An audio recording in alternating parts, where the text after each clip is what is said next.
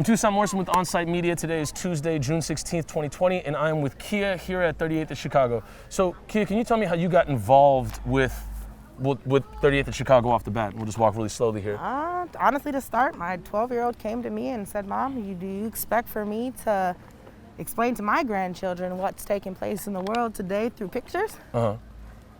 I'm like, okay, that makes a lot of sense. So I brought her down here because I knew this area was peaceful protest. But I grew up on the house in this corner here. My uncle was home that day. I decided to come down and say, hi, how are we going? He said, you see that big white bus sitting down there? Yeah.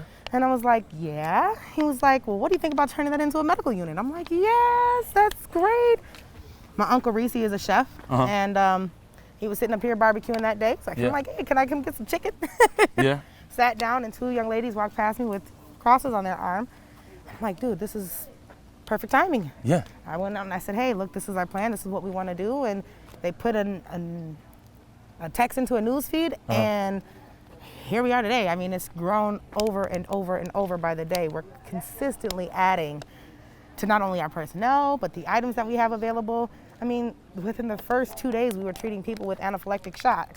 Okay. I mean, it was crazy down here, but the need for the people is so great that my doctor that was here that day, who thought she was only going to be donating 5 hours of her time, has been now here 14 days in a row. Was there any part of you that was nervous in taking the first step of involvement Nope. in just jumping in? Nope, not at all. Did you have to leave a job at all or abandon I actually anything? was laid off. Okay. Just about 2.5 weeks prior to that. Okay.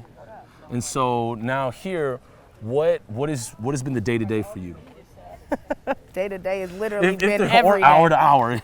I mean, we're here 17 to 20 plus hours a day, literally speaking, from the community protection program that I've kind of gotten together with, that I've helped formulate with the other community members here, as well as my team members that work here on the bus every single day.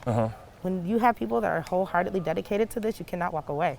Yeah. So you've got people that need water. You've got people that need an IV because they're so overly dehydrated. You've got people that have come down here from 10 blocks away on their bike with a double gunshot wound. Okay. At this point in time, we are up to 16, 17 people in total that we saved. That's literally one person a day if you calculate it. Some are on 3 on the same day, but it's a need down here that is so great that you can't be afraid. This is for the humblest of hearts. And this need was before George Floyd was murdered. Absolutely. So this isn't necessarily, because I don't want the audience to get it twisted and think, oh, there's mayhem going on at 30th in Chicago. This is just a medic bus helping a community, right? Correct.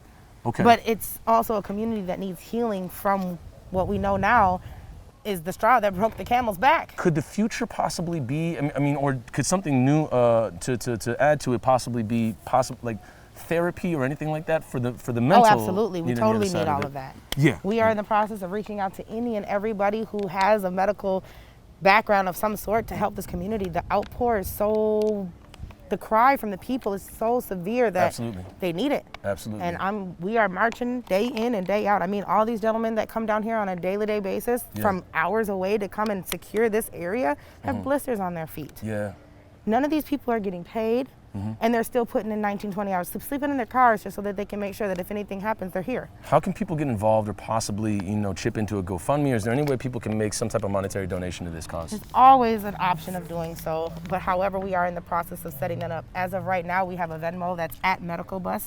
At Medical Bus. That's it. I mean, we're trying to get there. I mean, it's a community thing. We're not an organization. Okay, and I'll try to put whatever links in the bottom of this video so that people can give to this, give to the cause. And thank you so much for the time and the energy. No, I appreciate you guys being out here. Yeah, no problem.